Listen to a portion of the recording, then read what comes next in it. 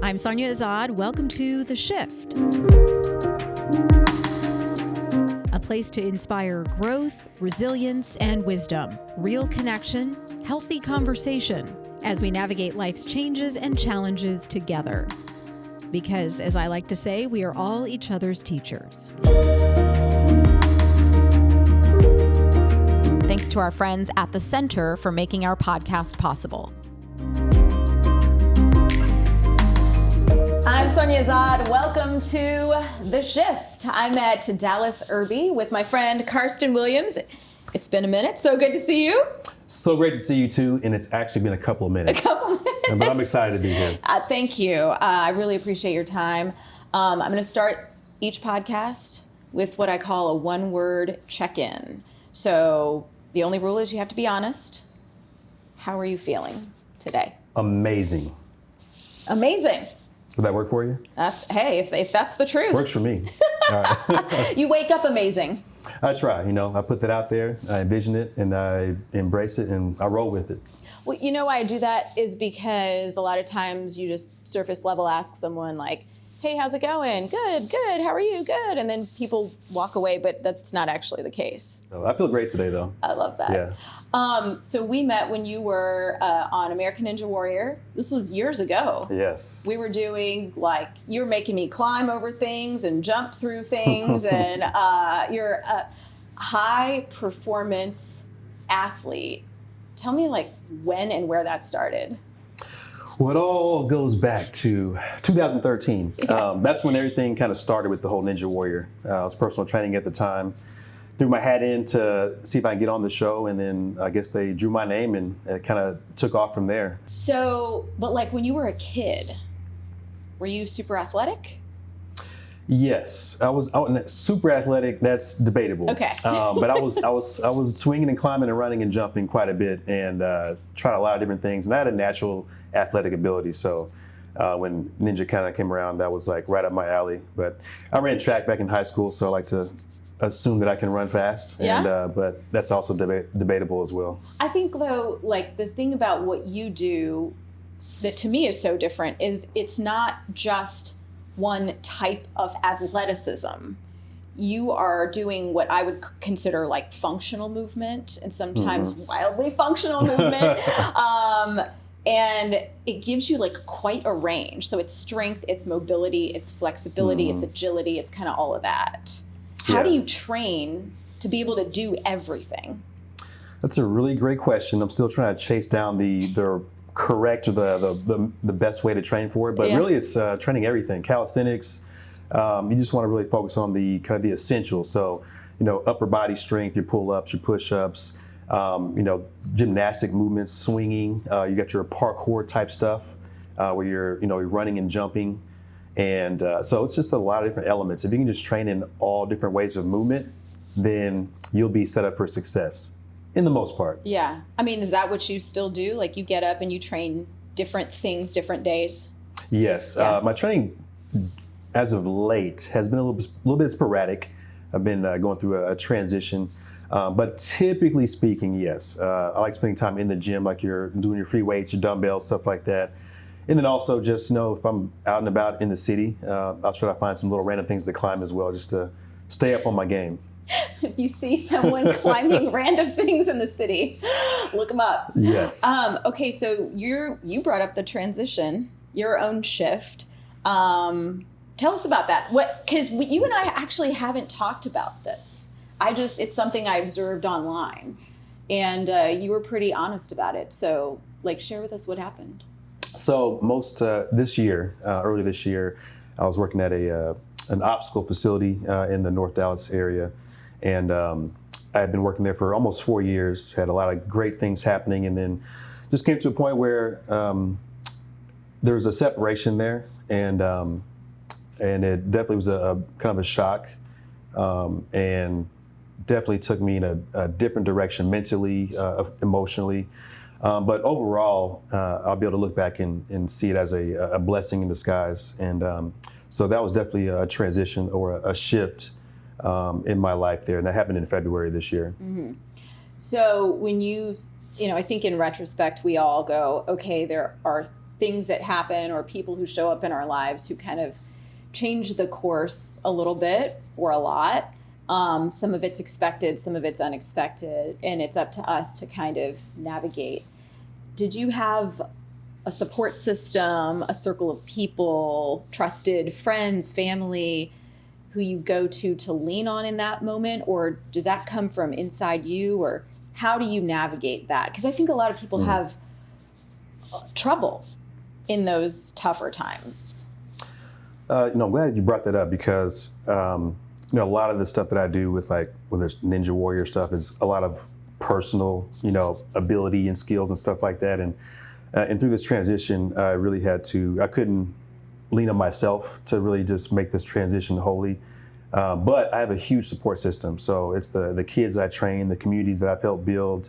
My parents are huge, and I have a nice close circle of friends that really were there for me to help me talk through things and really help me navigate kind of what the next move was. And that really helped me kind of manage things to the best I could and make the transition a lot smoother.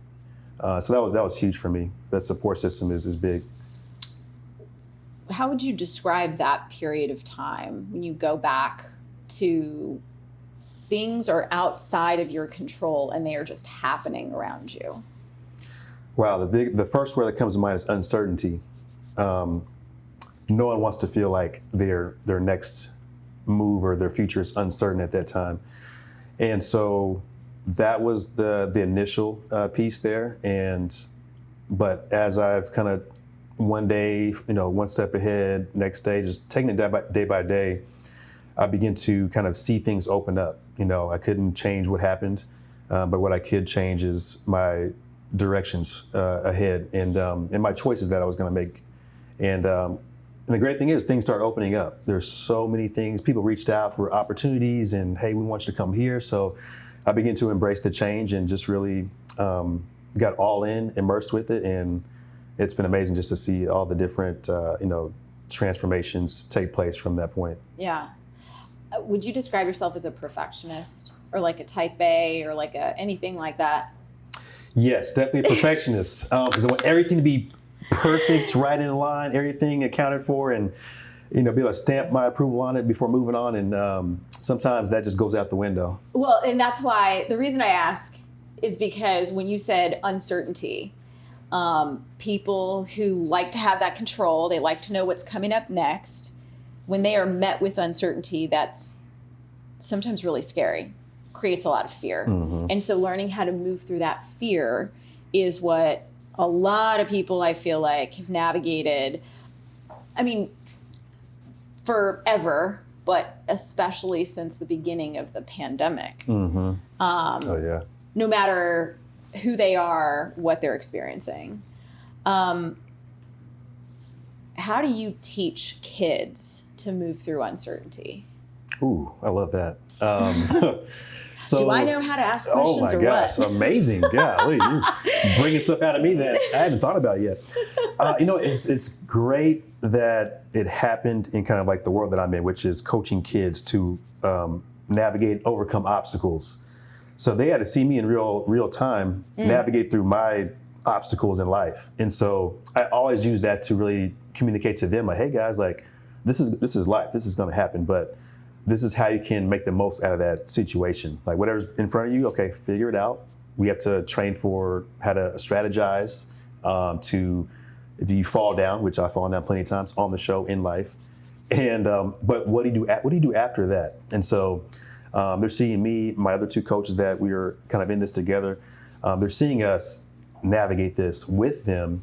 And I think it's really ultimately empowering them to take on life's challenges. And that I can appreciate. That's kind of teaching them about failure, right? Because I sort of feel like a lot of times, especially with young people, they feel like failure means the end of something. But failure is actually such a beautiful lesson. And you learn so much from it. And it's like a seed that's planted. You grow from it. And so I feel like I remember you saying that one time, that falling in the middle of an obstacle, let's say, like physically falling or losing a baseball game or a soccer game, especially as a young kid, can teach you so much. Oh yeah, you said it perfectly. It's, failure can be fruitful. So once you get that failure, you can look at it a certain way. But like a fruit, starts as a seed, and so it's like, okay, I've been given a new seed now. Okay, that's kind of like starting over. You got to water it, you got to nurture it, but eventually it's going to blossom and become something that you can use to your benefit, to your, to nurture yourself. And so it's really all about just your mindset and how you see things. And so I'm still learning. I don't have it all figured out, and but I'm loving the process and the journey. Yeah. Hey, we're all evolving always, right? You mentioned mindset. So what do you do to keep your mind right? Like, what is your practice? A lot of positive affirmations, whether I'm having the worst day when I wake up, knowing that maybe it's the day after something pretty significant just happened. It's waking up with that, just add up to like, you know what, hey, I'm gonna go out here and there's opportunities each day. Every day is a new day, so I'm gonna accept whatever opportunities are out there for me. There's gonna be a lot of them that are gonna be presented. I'm gonna embrace it. I'm gonna take those opportunities and make the most out of it. And, does it always work? No, there's been several days where I woke up like not wanting to leave my place and just like, let me just sit here and sulk, and just process everything. And that's okay too. And I think it's part of the process. I don't want to act like I'm just, impermeable and invincible, but I'm not. I'm very, I can be very emotional and I can kind of get into my feelings a little bit sometimes, but I think that also helps me kind of really just, take pride in the victories that I'll soon see and accept as well. So it's it's been a fun journey, but I love every minute of it. I mean, I love and appreciate men who talk about their emotions, because that shows vulnerability, and that's something that, you're a model for other men, and especially young men out there who haven't heard a man say something like that before. There's a lot of power behind that. You talked about your mom a lot being, a staunch cheerleader. We saw her on the show. She's just been there. But what is your relationship with your dad? Like, is your dad the type of guy to talk about emotions? And did he instill these positive kind of motivating characteristics in you? So, interesting question, because I get all my rah-rah, my cheering from my mom, and my dad has always been that constant just level-headedness, doesn't get too high, doesn't get too low. And I really think the stuff that he instilled with me kind of growing up was just whatever life throws at you, you just remain calm and you keep pushing forward. So sometimes I could have my worst day, but you wouldn't see it because I can, navigate and not let myself get, on that roller coaster ride. And so I didn't realize that growing up with him, but now looking back, I can see how he was just like that calm and and he was strong. He was a big guy, strong guy, always in the weight room. And so he really taught me toughness. And I think in this world, like, you need a lot of that. And so I really appreciate him for that. Mm-hmm. And my mom's the loving, the cheering, and the you got this, son, and all that. And so it's a great balance to get that from both of them. Yeah. Is this stuff that you've obviously accumulated over time, this wisdom, this knowledge? But I think you and I are kind of in the same age bracket, season of life.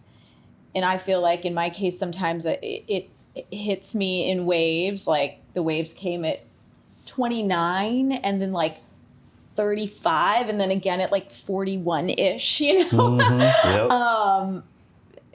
Are there periods of time that you feel like are significant in that same way as it relates to all these like micro lessons that you've learned, whether it's from your parents or your experiences? Oh yeah, absolutely.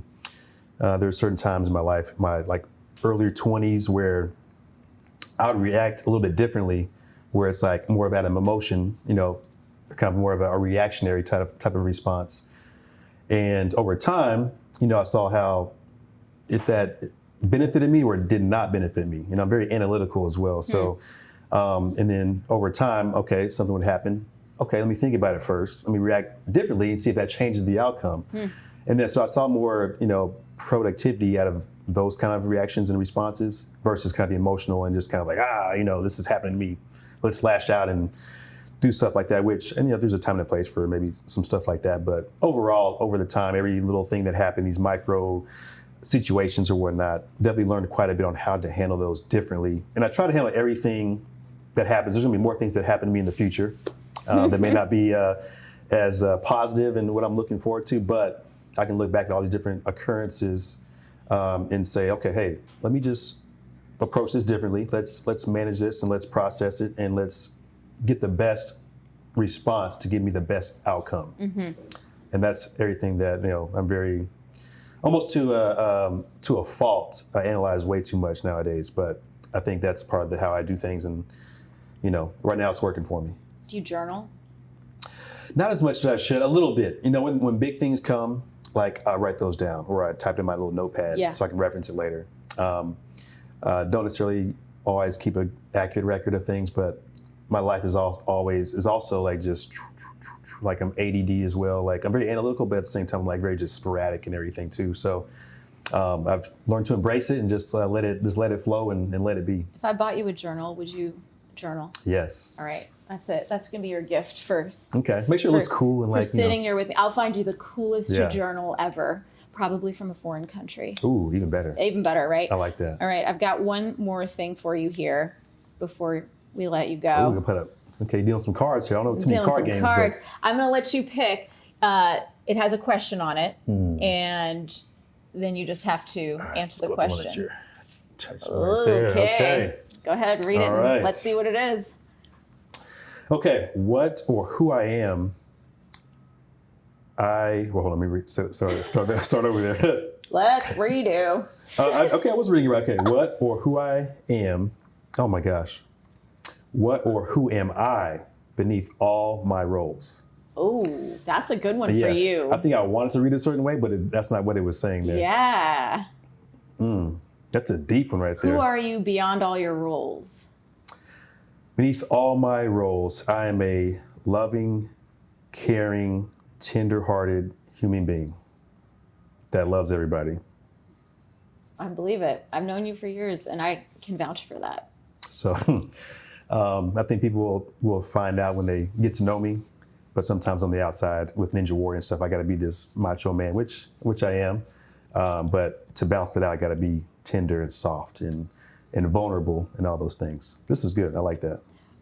We're all a balance of masculine and feminine energy, so I appreciate that. Tell people how to connect with you. Best way to connect with me is going to be on the Insta, Team Karsten, spelled just how it is. And usually I'll respond. I'll shoot me a message if you're out there. I love engaging with the community. If I know you, I don't know you, shoot me a message. I love meeting new people, whether it be in person or virtually. Yeah. And I think that connection fosters change. So I know that you have inspired so many people, and that's why I wanted to invite you on and have you share your story, because it's kind of the story behind the story that people don't always know that really touches us. So thank you so much for your time today. Any final thought before I wrap this thing up? Yes, number one, thank you for having me out for this amazing and special podcast to kind of really help with your shift as well. And I just want to say to people out there that are listening to this, you know what? Hey, life's going to happen. Process it, work through it. Failure is fruitful. That's all I got. I love that. Thank you, Karsten. Thank you. Yeah, I appreciate it. And hey, if you want to add your comments, like, share, subscribe, we'd really appreciate it. And we thank you for spending some time with us today here on The Shift. This podcast is made possible by our friends at the Center for Integrative Counseling and Psychology. The center provides counseling for children, teens, and adults in offices across North and Central Texas and online. They also offer psychological evaluations for kids and adults to help determine issues like ADHD to help you reach your potential in school, work, and life. Through counseling at the center, you can gain insight, learn, grow, and build skills to live your best life emotionally and in your relationships. They accept most major insurance plans and work to make it easy to set up counseling to get you on track to achieve your goals. Their therapists care, share their expertise, and guide you in navigating life as well as transforming your life. Check them out at www.thecentercounseling.org. Tell them we sent you. The Center, counseling for life transformation, counseling for insight and growth.